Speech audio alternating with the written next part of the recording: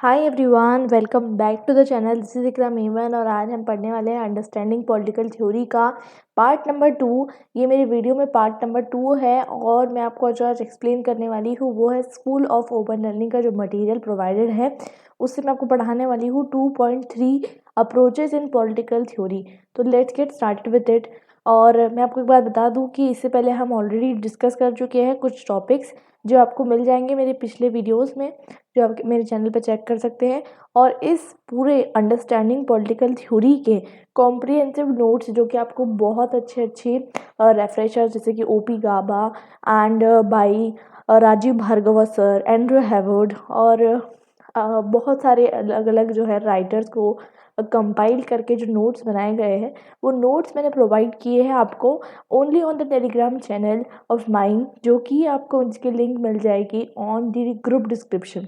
तो आप जैसे चैनल डिस्क्रिप्शन चेक करेंगे वहाँ पर आपको मेरा टेलीग्राम लिंक और इंस्टाग्राम लिंक मिल जाएगी। आप मुझे इंस्टाग्राम पे फॉलो कर सकते हैं और टेलीग्राम पे भी फॉलो कर सकते हैं। तो लास्ट वीडियो में हमने डिस्कस किया था, अभी इंट्रोडक्शन डिस्कस किया था हमने, political science, political theory, political philosophy के बीच में डिफरेंसेस डिस्कस किए थे। हमने normative approach, historical approach, empirical approach के बारे में थोड़ा बहुत जो है देखा था कि ये सब चीज़ें क्या होती है और इसके बारे में हम पढ़ने वाले थे कि ये अप्रोचेस क्या होती है, इसके बारे में हम डील कैसे करने वाले हैं। तो इसी के बारे में हम स्टार्ट करते हैं आज का topic 2.3 approaches to the approaches in political theory. तो आज जो है हम देखिए एक बहुत इंपॉर्टेंट पर्सपेक्टिव समझने वाले हैं पॉलिटिकल साइंस के अंदर। आपने सुना होगा कि किसी भी चीज़ के करने के लिए मेथड होती है कोई भी, या फिर अप्रोच होती है। आम तौर पे जो वर्ड होता है मेथड और जो होता है अप्रोच, इसको हम आम तौर पे क्या करते हैं, या तो सेम वर्ड हम कोई भी चीज़ जैसे बोलते हैं ना, कुछ खाना पकाने की मेथड या ऐसा, तो हम सेम चीज़ जो है यूज़ कर लेते हैं, मेथड या अप्रोच इंटरचेंजेबली यूज़ कर लेते हैं, ठीक है। लेकिन इसके बीच में एक डिफरेंस भी है, ठीक है। मेथड क्या होता है कि कुछ चीज़ करने का कोई तरीका, ठीक है। जैसे कि समझ लीजिए आप खाना पका रहे हैं, कुकिंग मेथड, ठीक है, उसका तरीका क्या है। और टेक्निकली मतलब किसी भी तरीके से अगर आपको कुछ काम करना है उसको आप क्या कहते हैं, मेथड। अब वो मेथड साइंटिफिक मेथड हो सकती है, inductive method, deductive method, comparative method, ये सब मेथड्स होती है, ठीक है। ये मेथड्स आपको बहुत सारी इन्वेस्टिगेशन करने में काम आती है। लेकिन अगर हम दूसरा वर्ड यूज़ करें जो कि है अप्रोच, तो अप्रोच बहुत अलग चीज़ होता है। आपकी क्या अप्रोच है किसी चीज़ को लेके, ठीक है। जैसे आपको कोई टॉपिक दे दिया गया है, उसके बारे में आपको रिसर्च करनी है, ठीक है, तो आपकी कोई ना कोई अप्रोच होगी उस टॉपिक को लेके। तो वो जो है इसके अंदर क्या होता है, अप्रोच मतलब ये होता है, अप्रोच दो चीज़ों से मिलकर बना है। एक होता है मेथड और साथ ही साथ हमारा डोमेन ऑफ स्टडी। मतलब ये कि अप्रोच में हम कोई एक पर्टिकुलर पर्सपेक्टिव को लेके जो है एक क्राइटेरिया लेते हैं और उसी के साथ जो है हम उसको सॉल्व करने की कोशिश करते हैं। तो समझने की बात बताती हूँ कि जो हमारा वर्नन वर्नन वैन डाइक ने उनकी राइटिंग थी पॉलिटिकल साइंस अ फिलोसफिकल एनालिसिस, इसमें उन्होंने क्या बताया है, उन्होंने ये बताया है कि एक अप्रोच के अंदर होता है क्राइटेरिया सिलेक्शन का, ठीक है। Criteria employed in selecting the problems और questions to consider and in selecting the data to bring to bear. It consist of, एक सेकेंड,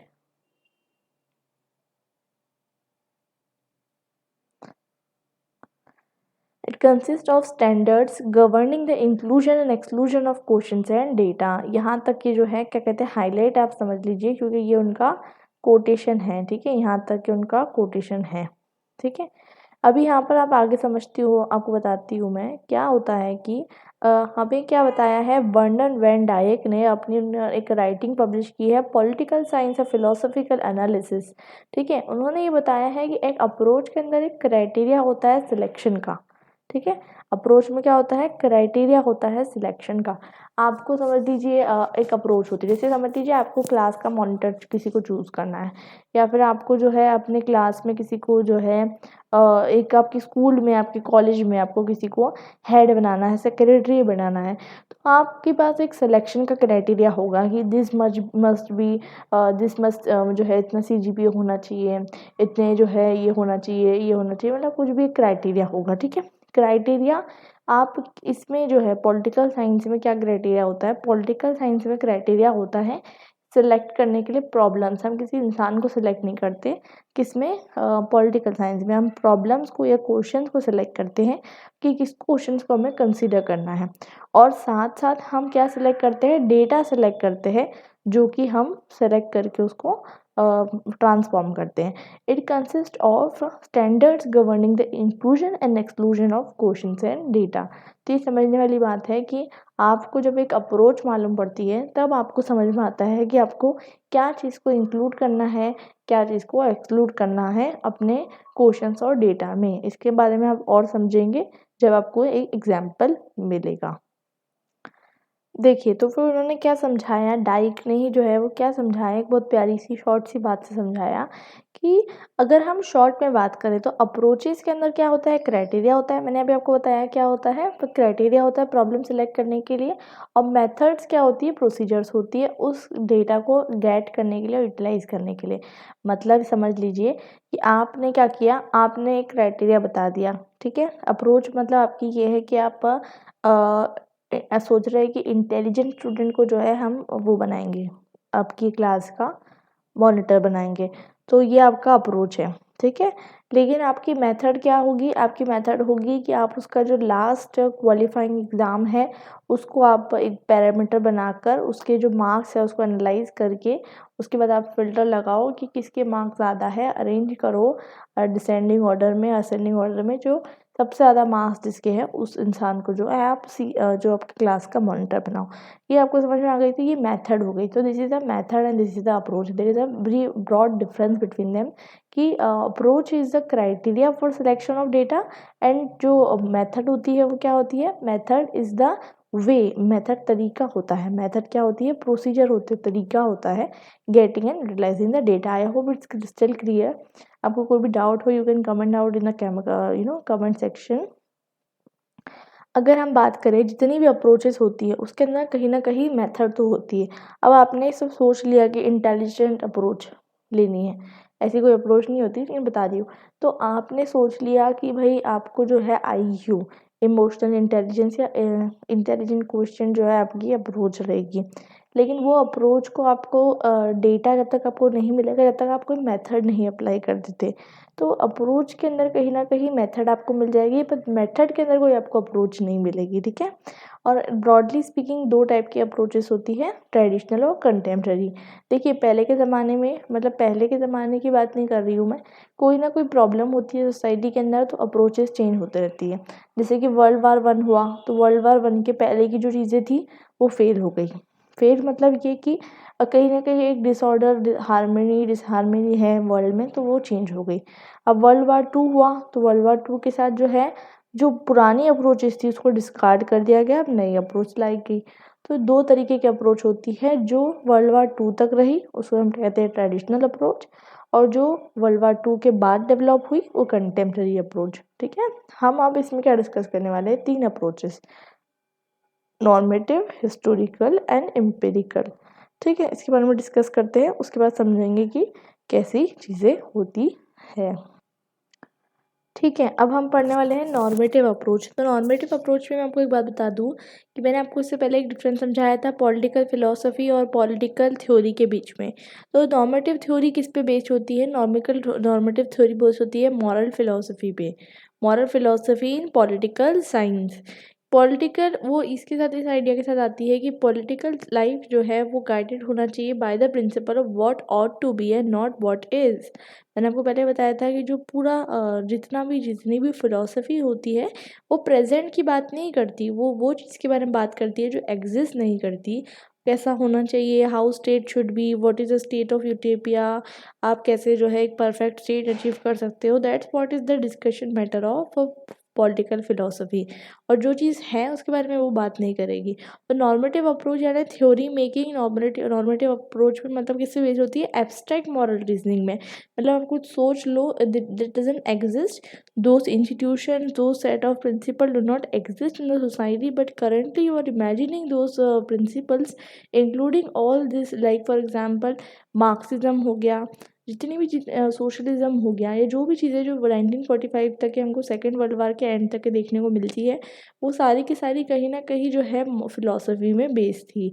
अब हम देखते हैं नॉर्मेटिव पॉलिटिकल थ्योरी क्या होती है। डिस्कवरी अगर हम देखते हैं इसाइया बर्लिन के अकॉर्डिंग, इसाइया बर्लिन क्या कहते हैं वो उनकी बात हम समझने की कोशिश करते हैं। इसाइया बर्लिन का कहना है कि इसाइया बर्लिन जो है समझते हैं कि नॉर्मेटिव पॉलिटिकल थ्योरी क्या है, डिस्कवरी है, एप्लीकेशन है मॉरल नोशंस का in the sphere of political relations. मतलब हम कहीं ना कहीं मॉरल आइडियाज़ को डिस्कवर कर रहे हैं, अप्लाई कर रहे हैं पॉलिटिकल रिलेशंस के अंदर। ये किसका कहना है? इसाइया बर्लिन का। और नॉर्मेटिव पॉलिटिकल बिलीव इस पे बेस्ड है कि ह्यूमन एजेंट्स जो है वो मीनिंगफुल मॉरल चॉइसेस करते हैं। Roots of normative political theory can be traced to ancient Greece in the West and the West from the Confucian and the Hindu philosophy। तो अगर हम नॉर्मेटिव पॉलिटिकल थ्योरी की बात करते हैं तो हमें एंशियंट ग्रीस में जो है इसका रेफरेंस मिलने को मिलता है, और जो है हमें हिंदू फिलोसफी से भी मिलता है। मतलब कहीं ना कोई कुछ ऐसी चीज़ को इमेजिन करना जो एग्जिस्ट नहीं करती, लेकिन हम सोचते हैं कि भाई इसको डिस्कवर करें, इस तरीके का चीज़ हम एग्जीक्यूट करके देखें। उसके बाद हम देखते हैं की मेथड्स एंड क्वेश्चंस। तो क्या क्वेश्चंस होते हैं, की मेथड्स क्या होती है वो देखते हैं। नॉर्मेटिव पॉलिटिकल थ्योरी जो है इलस्ट्रेट करती है the relationship between individuals and institutions. इसका मतलब क्या वो समझते हैं। मैंने अभी आपको पहले ही बताया कि जो नॉर्मेटिव थ्योरी होती है, नॉर्मेटिव पॉलिटिकल थ्योरी जो होती है वो किस पे बेस्ड होती है? जो एग्जिस्ट नहीं करता, फिलोसफिकल थिंग्स पे बेस्ड होती है।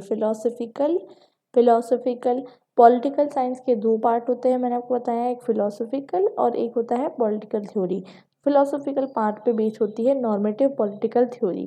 तो नॉर्मेटिव पॉलिटिकल थ्योरी ये करती है कि जो एग्जिस्टेंस जो है मतलब पॉलिटिकल इंस्टीट्यूशन जो अभी एग्जैक्टली है उसको चैलेंज करते हुए सोचती है कि अल्टरनेटिव अरेंजमेंट क्या हो सकता है। अभी अगर आपको समझ लीजिए देखने को मिलती है इंडिया में डेमोक्रेसी, ठीक है, तो वो सोचती है कि नहीं, अब कहीं ना कहीं डेमोक्रेसी की जगह पे क्या हो सकता है, एक ऐसा शायद स्टेट बन जाए जब सब, जहाँ मतलब कोई आपको गवर्न ना करे, आप खुद ब खुद गवर्न हो जाओ, ठीक है, सेल्फ गवर्नमेंट।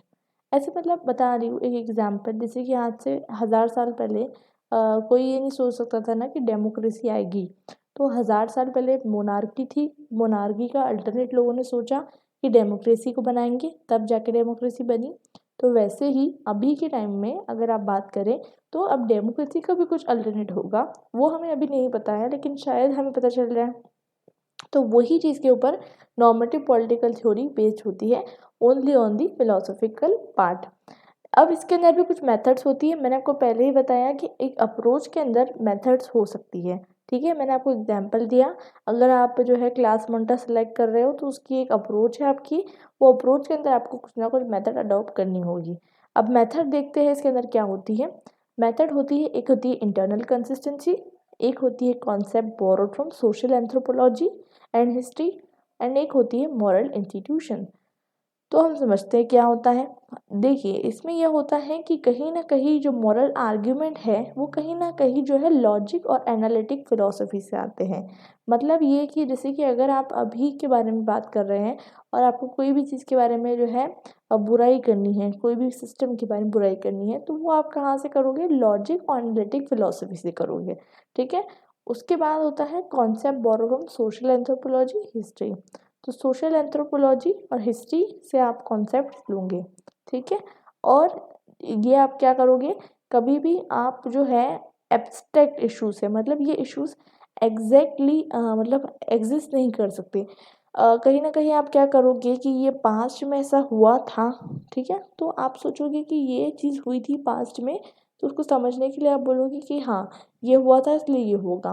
तो वैसे आप प्रेडिक्ट करोगे कि अभी ये हो रहा है तो ये हो सकता है। तो आप कहीं ना कहीं जो है हिस्ट्री पढ़ोगे और सोशल एंथ्रोपोलॉजी से अपने कॉन्सेप्ट्स प्रूव करोगे। मॉरल इंट्यूशंस, ठीक है, इंस्टीट्यूशन नहीं है, इंट्यूशन, आपको पता होगा इंट्यूशन क्या होता है, ठीक है। नॉर्मेटिव पॉलिटिकल थ्योरी जो है, नॉर्मेटिव पॉलिटिकल थ्योरी किस पे बेस्ड होती है? नॉर्मेटिव पॉलिटिकल थ्योरी बेस्ड होती है सब्सटेंटिव मॉरल रीजनिंग के ऊपर। मतलब एक पर्सन का अपना खुद का रीजनिंग सेंस होता है, उस पर बेस्ड होती है, ठीक है। नॉर्मेटिव पॉलिटिकल थ्योरी थ्योरिस्ट जो है वो डिफ़र करते हैं कि कितना इम्पोर्टेंस दिया जाता है हर एक चीज़ मेथड को in comparison with each other, ठीक है। मतलब कोई हो सकते हैं कि नॉर्मेटिव पॉलिटिकल थ्योरीज ऐसे हो जो मॉरल इंट्यूशंस को ज़्यादा वैल्यू देते हैं, कुछ सोशल सोशल एंथ्रोपोलॉजी और हिस्ट्री को ज़्यादा इंपॉर्टेंस देते हैं, कुछ इंटरनल कंसिस्टेंसी को ज़्यादा इंपॉर्टेंस देते हैं। उसके बेसिस पे डिफरेंस आ जाता है, ठीक है। अब हम बात करते हैं कि जो नॉर्मेटिव थ्योरी है वो किस क्वेश्चंस को, किस सेट ऑफ क्वेश्चंस को आंसर करती है। दो सेट्स ऑफ क्वेश्चन होते हैं जो ये आंसर करती है। पहला होता है, एक क्वेश्चन होता है स्टेट का, थ्योरी अबाउट द स्टेट, ठीक है। और एक होता है डिस्ट्रीब्यूटिव जस्टिस का। मतलब एक तो पहले तो स्टेट को क्वेश्चन किया जाएगा, ठीक है, स्टेट को क्वेश्चन किया जाएगा। दो ही चीज़ें यहाँ पर, एक स्टेट है और एक जो है हमारे ऑडियंस, ऑडियंस मतलब प्रजा, यानी डिस्ट्रीब्यूटिव जस्टिस। तो एक जो है स्टेट है, स्टेट को क्वेश्चन किया जाएगा जस्टिफिकेशन ऑफ पॉलिटिकल इंस्टीट्यूशन के लिए, वो क्यों एग्जिस्ट करता है, उसका नेचर क्या है, और कब जो है डिसोबीडियंस जो है to the state is justified, ये क्वेश्चन पूछा जाता है। और अगर हम डिस्ट्रीब्यूटिव जस्टिस के बारे में बात करें तो ये कौन सा क्वेश्चन पूछते हैं, फ्रीडम और इक्वालिटी का। मतलब क्या उसके सिटीजन को फ्रीडम और इक्वालिटी मिल रही है क्या। और फिर उसके बाद क्वेश्चन क्या पूछा जाता है, तो question on the relative importance of freedom and equality. क्या मॉरल ग्राउंड्स है फॉर इन्फोर्स्ड सब्सटेंटिव इक्वालिटी। क्या autonomy of individual needs to be compatible with the requirements of pluralism in the society. तो हम ये देखने वाले हैं कि कहीं ना कहीं आपको ये देखने को मिल रहा होगा कि एक जो हमारे को एक चीज़ समझ में आ रही है, वो चीज़ क्या है, वो चीज़ हमको ये समझ में आ रही है कि कहीं ना कहीं जो है आप स्टेट को भी चैलेंज कर रहे हो और इंडिविजुअल को भी चैलेंज कर रहे हो on the basis of moral grounds. Moving ahead, अभी नेक्स्ट जो हमारा टॉपिक है वो ये है कि the major positions in normative political theory. तीन मेजर पॉलिटिकल ट्रेडिशंस होते हैं, ये तीनों ट्रेडिशन समझना बहुत ज़रूरी है। अभी तक हमने क्या समझा, एक छोटा सा रिकैप। नॉर्मेटिव ट्रेडिशंस के अंदर जो है तीन अलग अलग मेथड्स होती हैं, internal consistency, concept borrow from social anthropology, history and moral intuitions. और साथ ही जो हमारी नॉर्मेटिव पॉलिटिकल थ्योरी होती है ये बेस्ड होती है फिलोसफी पे। और अप्रोचेस दो टाइप की होती है, एक ट्रेडिशनल और एक कंटेम्प्रेरी। और अगर हम इस चैप्टर में जो डील कर रहे हैं वो तीन टाइप के अप्रोचेस से डील कर रहे हैं, नॉर्मेटिव, हिस्टोरिकल एंड एम्पिरिकल। तो हमने अभी नॉर्मेटिव अप्रोच जो है वो डिस्कस कर ली है। इसी के साथ हम मेजर पोजीशंस जो हैं वो हम डिस्कस करने वाले हैं political theory, normative political theory की। नेक्स्ट वीडियो में हम डिस्कस करेंगे। और जब तक कि आप happy learning and let's meet in the next video.